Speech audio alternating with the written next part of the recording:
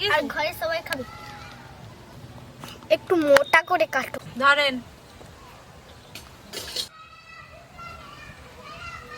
Tata. গরম আছে বন্ধুরা, ইয়ামি টেস্টি।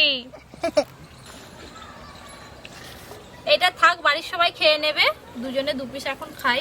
আমি আবার একটা খাবো। আচ্ছা, ওটা শেষ করো। ক্যামেরাম্যান পাবে তো? ক্যামেরাম্যান ওই তো রাখা আছে।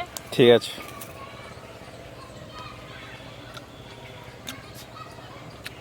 দারুণ হয়েছে বন্ধুরা। হ্যাঁ, আমি টেস্টি। ইয়ামি টেস্টি হয়েছে। শুনলেন তো বন্ধুরা, অর্জুন নিজেই বলে দিল কেমন হয়েছে। আপনারাও কিন্তু খুব সহজে বাড়িতে এটা বানাতে পারবেন, বাজার থেকে কিনে আনার কোনো দরকার নেই।